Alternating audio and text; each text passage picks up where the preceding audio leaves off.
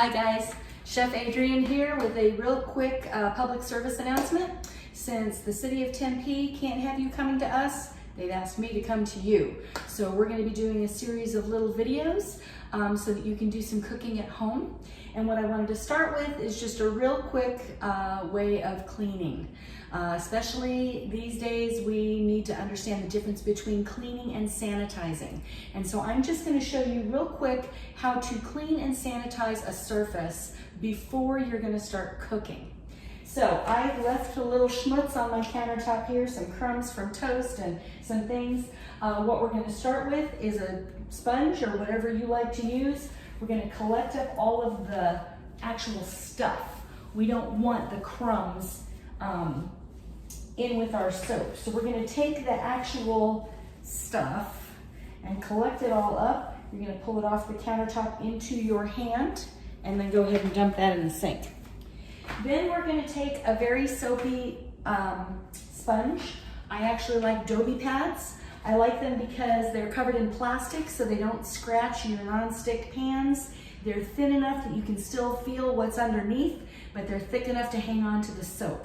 We want lots of water. So you're going to be getting your countertop really wet, and we're going to be scrubbing, and you'll be able to feel all the little things that are stuck to your countertop. And I did the other half already. So we're just going to scrub in a little circular motion and get all of that sticky stuff off of our countertop. So this is the cleaning part. This is not the sanitizing part. And there is a huge difference. Then we're going to take our sponge again and we are going to wipe off that soap. We don't want the soap residue on there.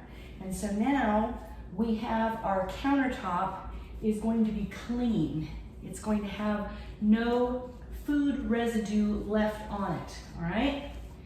So we've got that. Now we are going to sanitize. You can do this one of two ways. You can use a bleach wipe, which a lot of us have, okay? If you read the fine print on your bleach wipe, it says that the surface needs to be wet for like 3 minutes before it's gonna clean 99.99% of the germs. And then it needs to air dry. So you can use your bleach wipe, all right? Now, some of us may not have been able to get bleach wipes before they ran out in the store. If that is the case, then what you're looking for is a solution of bleach water. Anytime you put a chemical in one of these bottles, you need to label it clearly so that you know what it is that what's in the bottle. People use way too much chemical. All you need for a bottle this size is 1 teaspoon.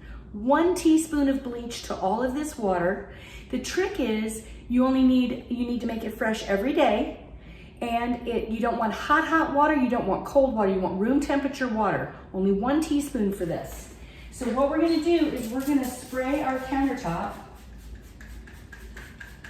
and we're gonna let that sit, probably for 2 or 3 minutes, okay? That's ideal. You want it to sit but it's not gonna dry. There's way too much on there for it to dry. So we're gonna take a paper towel and go ahead and after our 3 minutes, we're gonna get all of that extra liquid off. Now here's the deal. We have now just put bleach on our countertop. You don't wanna put food on bleach because now you're gonna be eating something that is a chemical, all right? So the countertop is sanitized. That doesn't mean it's ready to be eaten off of or cooked on or making whatever your stuff is on your countertop. What we need to do at this point is we are now going to wipe it off with water. After it's dried with the bleach, it's cleaned, it's sanitized. Now we need to get that bleach off. After the bleach has done its job and killed everything, now we need to get the bleach off so that then we can cook. So now we're going to take a wet washcloth, a wet paper towel, and wipe that off again, let it dry, and then we're ready to go. So in just a minute, we're going to do a little cooking video, but this is how you would clean and sanitize your surface before you begin to cook.